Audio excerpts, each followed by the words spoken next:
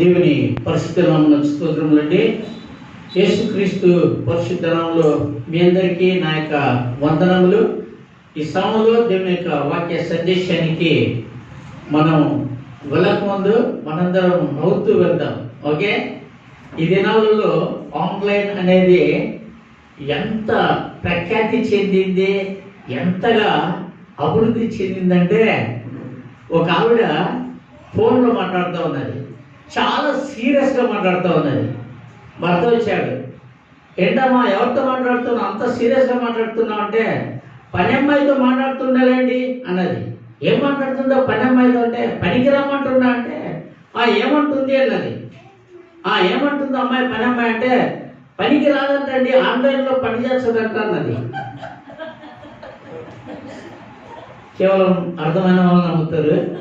Okay, so ఇప్పుడు దేవుని యొక్క వాక్య సందేశాన్ని మనం చూసుకుందాం. కృష్ణ ప్రియులరా, ఏ bad teacher complaints, a good teacher explains, A best teacher inspires. That's who is that best teacher? We are going to look from the word of God. Okay, దేవుని యొక్క వాక్యం నుండి మనం ఎవరు ఆ యొక్క మంచి బోధకుడు అని మనం చూద్దాం. ఓకే, నాకు తెలిసి గురువు అని పిలువబడిన ఒక వ్యక్తి, అర్హుడైన ఒక వ్యక్తి ఉన్నాడు. ఆయనే యేసుక్రీస్తు. నాకు తెలిసి గురువు అని పిలువబడుటకు అర్హుడైన ఒక వ్యక్తి ఉన్నాడు. ఆయనే యేసుక్రీస్తు అని నేనట్లా డాక్టర్ సర్వపల్లి రాధాకృష్ణమూర్తి అన్నారు. ఆయనదే టీచర్స్ డే అని బర్త్డే సెలబ్రేట్ చేశాం. అయితే మనము దేవుని యొక్క విశ్వాసులంగా మనం నిజంగా ఈ యొక్క మంచి బోధకుని గురించి మనం చూస్తాం. నాతో కలిసి యోహాను సువార్త 3వ అధ్యాయం 2వ వచనం, gospel according to John 3rd chapter 2nd verse. అతడు రాత్రి యందు ఆయన యొద్దకు వచ్చి బోధకుడా, నీవు దేవుని యొద్ద నుండి వచ్చిన బోధకుడు అని నేను ఎరుగుదును. దేవుడు అతనికి తోడై ఉంటేనే గాని నీవు చేయుచున్న సూచక్రియలను ఎవడును చేయలేడని ఆయనతో చెప్పాను. కృష్ణుడు పిల్లరా, ఈ వాక్యాన్ని ఎవరంటున్నారంటే నికోదేము అంటా ఉన్నాడు. నికోదేమస్. ఈ నికోదేము ఎవరు అని ఆలోచన చేసినట్లయితే, ధర్మశాస్త్రోపదేశకుడు, ధర్మశాస్త్రాన్ని ఉపదేశించేవాడు. అలాంటి ఆయన యేసుక్రీస్తు ప్రభు నుంచి ఈ ప్రశ్న అడుగుతున్నాడు. ఎప్పుడు అడుగుతున్నాడు అంటే, మధ్యరాత్రిలో వచ్చాడు. బహుశా ఎందుకు వచ్చాడంటే, ఎవరు ఆయనను చూడకూడదు అన్నది ఆయనకు ఉద్దేశం ఉండొచ్చు. ఎందుకంటే ఆయన కూడా ధర్మశాస్త్రం ఉపదేశించేవాడు కాబట్టి. సో నిజంగా ధర్మశాస్త్రం ఉపదేశించే శాస్త్రులు, పరిసయ్యులు, అయ్యో ఈయన యేసుక్రీస్తు ప్రభును కలవన వెళ్తున్నాడే, యేసుక్రీస్తు ప్రభుతో ఏమో సంబంధం కల్పించుకుంటున్నాడే అన్న ఉద్దేశంతో ఆయనను ఎక్కడ నిజంగా వెలవేస్తారో, లేక ఆయనను ఎక్కడ నిందిస్తారో అన్న భయముతో యేసుక్రీస్తు ప్రభు దగ్గరికి రాత్రిలో వస్తుంటున్నట్టుగా చూస్తూ ఉంటున్నాం. అంటే ఈ had good desire to meet a right person but in a wrong time ఆయన వస్తున్నట్టుగా మనము చూస్తూ ఉంటున్నాం. క్రీస్తు ప్రియులరా, ఆలోచన చేయండి. అంటే యేసుక్రీస్తు ప్రభుని ఏమంటా ఉన్నాడంటే, నీవు దేవుని నుండి వచ్చిన బోధకుడు, you are a teacher came from God అంటా ఉన్నాడు. సో మొదటిది మనము సేవించుచున్న బోధకుడు ఎవరు అంటే, ఆయన దేవుని నుండి వచ్చిన బోధకుడు అని మనము చూస్తూ ఉంటున్నాం. రెండోది, మనము రెండో భాగాన్ని మనము చూసినట్లయితే, నాతో కలిసి లూకా సువార్త 18వ అధ్యాయం 18వ వచనం. Luke, Gospel according to Luke 18th chapter and 18th verse. ఒక అధికారి ఆయనను చూచి ఒక అధికారి ఆయనను చూచి సద్బోధకుడా, నిత్య జీవనమునకు వారసుడు కొట్టుకో, నిత్య జీవమునకు వారసుడను అగుటకు నేనేమి చేయవలెనని ఆయనను అడిగిన. సద్బోధకుడా అంటే యేసుప్రభు అంటాడు, నేను సద్బోధకుడనని సత్పురుషుడనని ఎలాగో చెప్తున్నావు అంటాడు. ఈ వాక్యం వినేటప్పుడు ఒకటి గమనించండి. బోధకుడు అనే ఈ యొక్క తెలుగు పదానికి ఇంగ్లీష్ లో టీచర్ అన్నట్టున్నది, మాస్టర్ అన్నట్టున్నది, ఇన్స్ట్రక్టర్ అని ఉంటది, ద వన్ హూ గైడ్స్ అని ఉంటది. బోధకుడు అనే దానికి teacher, master, instructor or guider అనే ఆ యొక్క అన్ని అర్థాలు కూడా ఇస్తాయి. మీరు కన్ఫ్యూజ్ కావాల్సిన అవసరం లా. సో నేను సత్పురుషుడనని ఎవరు చెప్తున్నారు? ఎస్, దేవుడు ఒక్కడే సత్పురుషుడు అంటా ఉన్నాడు. అంటే is confessing that he himself is a God. అవును, నువ్వు అన్నది నిజమే, నేను నిజంగా సత్పురుషుడనే. అయితే జ్ఞాపకం ఉంచుకో, దేవుడు ఒక్కడే సత్పురుషుడు. అంటే నేను సత్పురుషుడు అంటే నేను కూడా దేవుడును అని యేసుక్రీస్తు ప్రభు చెప్తున్నట్టుగా మనం చూస్తూ ఉంటున్నాం. అంటే ఇప్పుడు మనం చూసుకున్నాం, మన యొక్క బోధకుడు ఆయన దేవుని నుండి వచ్చిన బోధకుడు. Is a teacher who came from God. Then is a teacher, a good teacher, a good master, ఆయన సద్బోధకుడు అని మనము చూస్తూ ఉంటున్నాము. తర్వాత ఇంకొక వచనములో మనము చూసినట్లయితే నాతో కలిసి మత్తయి సువార్త 26వ అధ్యాయం 23వ వచనం. ఆయన అప్పగించి యూదా బోధకుడా నేనా అని అడుగగా ఆయన నీవన్నట్టే అని. చాలు. క్రీస్తు ప్రియులారా, ఈ భాగంలో ఆయనను అప్పగించు యూద ఏమంటున్నాడంటే బోధకుడా అని అంటున్నాడు, టీచర్, మాస్టర్ అంటూ ఉన్నాడు. అంటే మనము సేవిస్తున్న ఈ మంచి బోధకుడు ఎవరయ్యా అంటే మానవ పాపాల పరిహారార్థం కోసమై, సర్వ మానవాళి పాపాల పరిహారార్థం కోసమై అప్పగించబడిన బోధకుడు. is the God who has been betrayed by his disciples, of course according to the plan of God. ఎందుకంటే మానవ యొక్క పాపాల పరిహారార్థం కోసమై అప్పగించిన బోధకుడు. ఈ బోధకుడు అలాగూ ఏదో నిజంగా ఒక బాస్ మధ్య వచ్చిన బోధకుడు కాదు, ఆ యొక్క రాయల్ గా జీవించడానికి వచ్చిన బోధకుడు కాదు, పేరు ప్రఖ్యాతులు సంపాదించాలని వచ్చిన బోధకుడు కాదు, లేదా ఏదో ఆస్తి పాస్తులు కూడబెట్టుకోవాలన్న వచ్చిన బోధకుడు కాదు. కానీ ఈ బోధకుడు ఎలాంటి బోధకుడు అంటే నిజంగా సర్వ మానవాళి పాపాల పరిహారార్థం కోసమే తన్ను తాను అప్పగించుకున్నదానికే వచ్చిన బోధకుడు మన బోధకుడు. మొదటి చూశాం, ఆయన దేవుని నుండి వచ్చిన బోధకుడు, మనము సేవించే బోధకుడు. రెండోది మనం సేవించే బోధకుడు సత్పురుషుడైన బోధకుడు. Is only one good master or good teacher, that's none other than Jesus Christ. తర్వాత మనము సేవిస్తున్న యొక్క బోధకుడు ఎవరు అంటే యోహాను సువార్త 20వ అధ్యాయంలో మనం చూసినట్లయితే, యోహాను సువార్త 20వ అధ్యాయం 16వ వచనం. యేసు ఆమెను చూచి మరియా అని పిలిచెను. ఆమె ఆయన వైపు తిరిగి ఆయనను హెబ్రీ భాషతో రబ్బూని అని పిలిచెను. ఆ మాటకు బోధకుడని అర్థం. మనము సేవిస్తున్న ఈ యొక్క మంచి టీచర్, ఈ బోధకుడు ఎవరయ్యా అంటే మరణాన్ని జయించి మృత్యుంజయుడై తిరిగి లేచిన బోధకుడు అండి.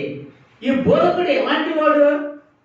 ఈయన నిజంగా ఈజ్ ఎ రెసరెక్టెడ్ టీచర్. ఈయన మరణాన్ని జయించాడు, మానవాళి కోసమే తన ప్రాణాన్ని ఆయన బలిగా అర్పించాడు. కలవరసిలో తన ప్రాణాన్ని బలిగా అర్పించాడు, తన రక్తాన్ని కార్చాడు, సమాధి చేయబడ్డాడు. కానీ సమాధి ఆయనను పట్టుకోలేకపోయింది, భూమి ఆయనను పట్టుకోలేకపోయింది. ఎందుకంటే సమస్తములకు అధికారి ఆయన కనుక మరణాన్ని జయించి మృత్యుంజయుడై తిరిగి లేచిన బోధకుడు మనము సేవించే బోధకుడు, మనం వినే బోధకుడు. క్రీస్తు ప్రియులారా, మనం నిజంగా మన యొక్క బోధకుడు ఆర్డినరీ గాడ్, ఆర్డినరీ మ్యాన్ కాదు ఆయన. ఆలోచన చేయండి. మనం నిజంగా దేవుని నుండి వచ్చిన ఆ యొక్క బోధకుని మనం సేవిస్తూ ఉంటున్నాం. సత్పురుషుడైన బోధకుని మనం సేవిస్తూ ఉంటున్నాం. మరియు మానవుల కోసమే అప్పగించబడిన బోధకుని మనం సేవిస్తూ ఉంటున్నాం. మరియు మరణాన్ని జయించి మృత్యుంజయుని తిరిగి లేచిన బోధకుని గురించి మనము బోధిస్తున్నాం, సేవిస్తుంటున్నాం. మరియు ఆయన యొక్క బిడ్డలు పెట్టున్నాం.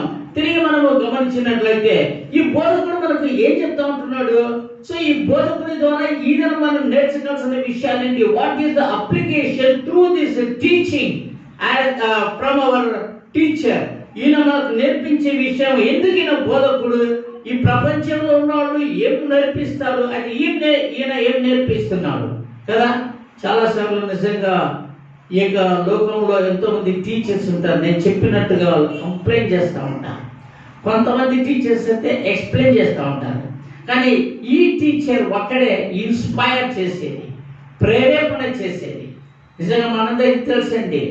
ఒకసారి నిజంగా ఒక బాలుడు స్కూల్కి వెళ్ళాడు. స్కూల్కి వెళ్ళిన తర్వాత కొద్దిగా చదువుకుంటా ఉన్నాడు. కొన్ని దినాలకు టీచర్ ఒక లెటర్ రాసింది. లెటర్ రాసి, వెళ్ళరా పెదావా, ఇది మీ యొక్క మమ్మీకి ఇచ్చేసి అని అన్నదంట. వాడు వచ్చాడు, వాళ్ళ మమ్మీకి ఇచ్చాడు. మమ్మీ చదువుతూ ఉంది. చదువుతూ ఏడుస్తూ ఉంది. మీ మమ్మీని చదవను అని చెప్పాదంట టీచర్. వచ్చాడు, మమ్మీకి ఇచ్చాడు. మమ్మీ చదువుతూ ఉంది. చదువుతుండగా కన్నీళ్ళు వస్తూ ఉంటాయి, ఏడుస్తూ ఉంది. Mummy what happen? మమ్మీ ఏం జరిగింది? మమ్మీ నేనేం చేశాను? టీచర్ ఏం రాసింది? ఎందుకు ఏడుస్తున్నావు? లేదు నాన్న, ఏం రాయాల టీచర్, నువ్వు చాలా క్లవర్ స్టూడెంట్ అంట, నువ్వు చాలా మంచి జ్ఞానవంతుడివి, అందుకే నీకు టీచర్లు బోధించలేకపోతున్నారు, అందుకే నిన్ను స్కూల్కు రాగమన్నారు నాన్న. నువ్వు చాలా జ్ఞానవంతుడు కనుక నీకు వాళ్ళు బోధించలేకపోతున్నారు కనుక నువ్వు నిజంగా ఇంకా స్కూల్కు రాకూడదు అని చెప్పారు. Don't worry, I will teach you అని అంటున్నాడు. సో నిజంగా ఆ దినం నుండి ఆ బాలుడు స్కూల్కి వెళ్ళలేదండి. మమ్మీ నిజంగా తన ఆధ్వర్యంలో పెట్టుకొని తన కుటుంబంలో ప్రార్థన చేస్తూ బోధిస్తూ చక్కగా పెంచింది, అభివృద్ధి చేసింది. యెహోవా యందు భయభక్తులు జ్ఞానమునకు మూలము అన్నట్టుగా చక్కగా బోధించి మంచి జ్ఞానవంతునిగా చేసింది.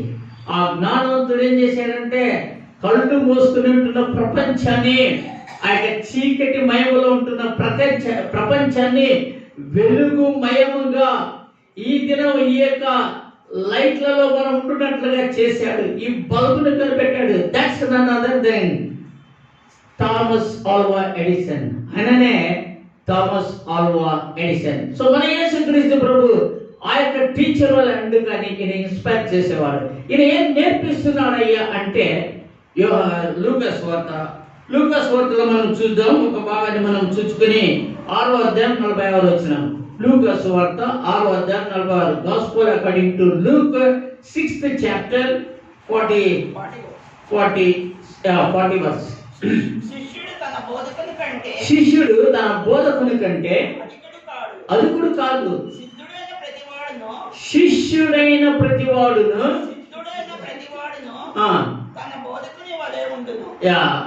సో తన బోధకుడు, శిష్యుడైన ప్రతివాడు తన యొక్క బోధకుని వల్ల ఉండవాలంటే క్రీస్తునందు ప్రియులారా మనం గమనించినట్లయితే ఏంటయ్యా ఈ యొక్క బోధకుడు మనకు నేర్పించేదంటే ఈజ్ ఎక్స్పెక్టింగ్ వన్ థింగ్. ఆయన మన నుండి అపేక్షించేది ఏంటంటే, నువ్వు నన్ను నిజంగా బోధకుడు అని అంటున్నావు కదా, నికోదేమో నేను దేవుని నుండి వచ్చిన బోధకుడు అని నువ్వు అన్నావు కదయ్యా, మళ్ళీ ఎందుకు నా మాట వినడంలా? నేను దేవుడి నుండి వచ్చిన బోధకుడు అని నువ్వు ఒప్పుకున్నావు, అయితే నేను దేవుడి నుండి వచ్చిన బోధకుడని నీకు ఒకడు క్రొత్తగా జన్మించితేనే తప్ప వాడు దేవుని రాజ్యమునకు వారసుడు కాడని చెప్పాను. Except a man be born again he cannot see the kingdom of God అని చెప్పాను. కానీ నేను దేవుడి నుండి వచ్చిన బోధకుడును పలుకుతున్నావు, కానీ దేవుడి నుండి వచ్చిన బోధకుని యొక్క మాటను నికోదేమో వినడం లేదేంటి? Definitely that question might have shaken Jesus Christ.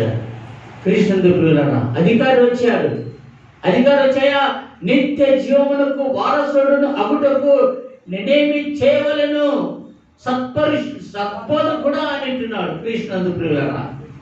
నేను సత్బోధకుడినైతే, నేను సత్పురుషుడనైతే, నేను దేవుడినైతే, నేను చెప్పాను కదా నీకు నువ్వు నిత్య జీవానికి వారసుడు కావాలంటే అన్ని చేస్తూ ఉంటానన్నావు, ధర్మశాస్త్రాన్ని అనుసరిస్తున్నాను అని అన్నావు, వెల్ అండ్ గుడ్.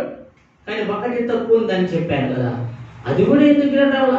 ఒకవేళ నువ్వు నిజంగా హృదయపూర్వకంగా నన్ను సత్పురుషుడా అని అనింటే నా మాట వినేవాడివి, నన్ను వెంబడించేవాడివి, తప్పకుండా నువ్వు పరలోక రాజ్యం కోసం ప్రయాసపడేవాడిని.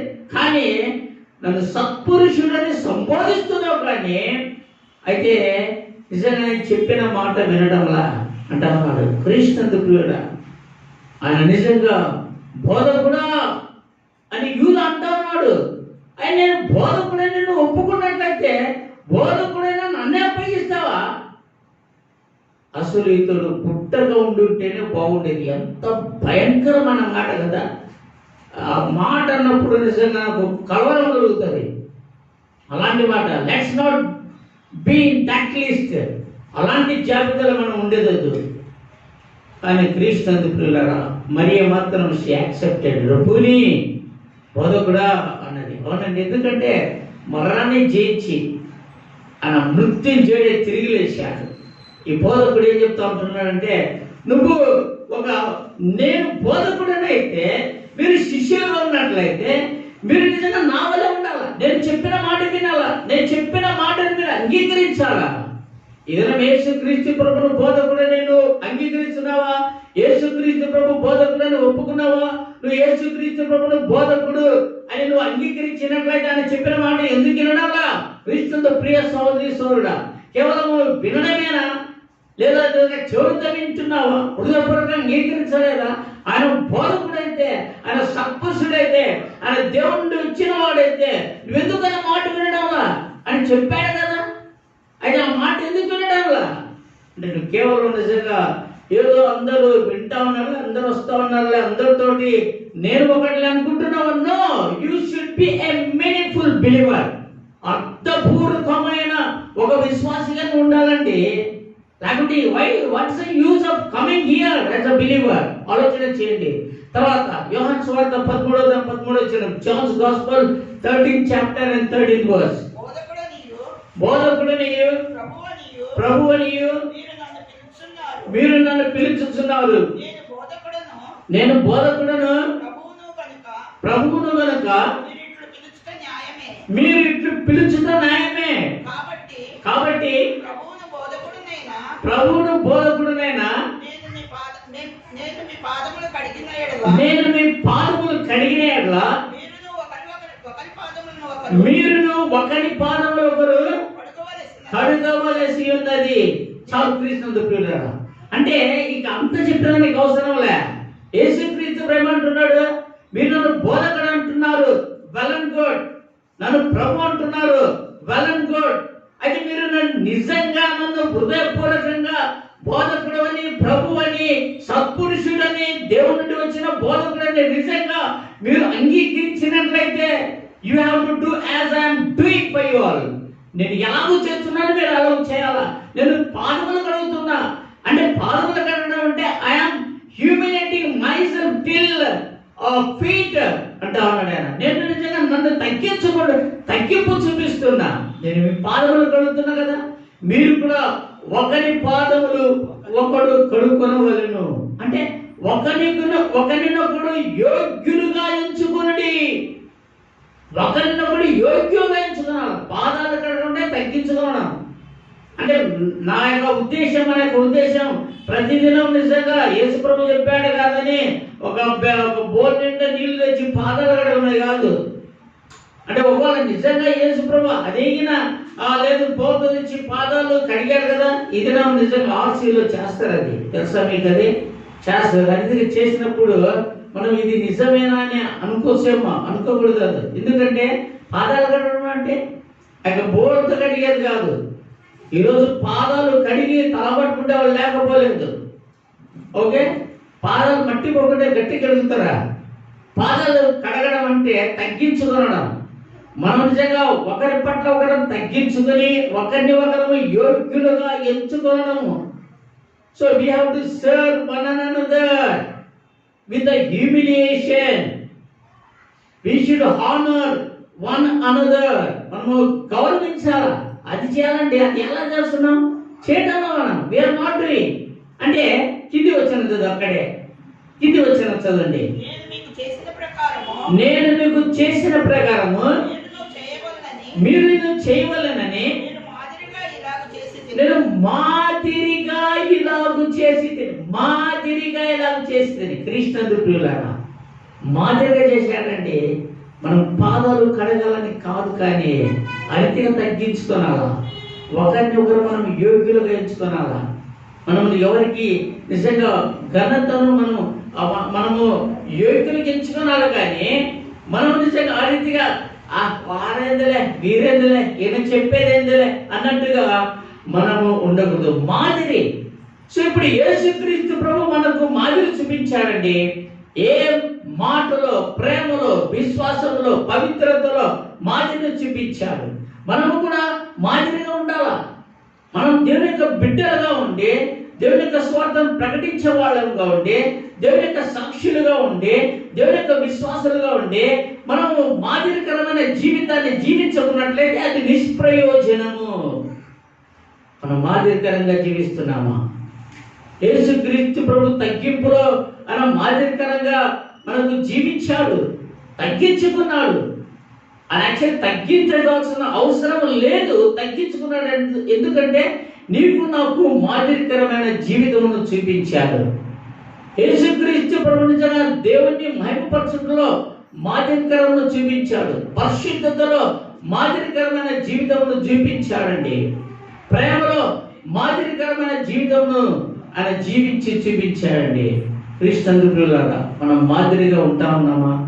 వేరే వాళ్ళకి అబ్బా ఈ ప్రియ సహోదరుడు ఎంత నెమ్మదిగా ఉన్నాడు, ఎంత నిమ్మలంగా ఉన్నాడు, ఎంత పవిత్రంగా ఉన్నాడు, ఎంత హానెస్ట్గా ఉన్నాడు, ఎంత పంక్చులుగా టైం టు టైం వస్తూ ఉంటున్నాడు, ఎంత చక్కగా ఉన్నాడని వేరే వాళ్ళు అనుకోగలుగుతున్నారా?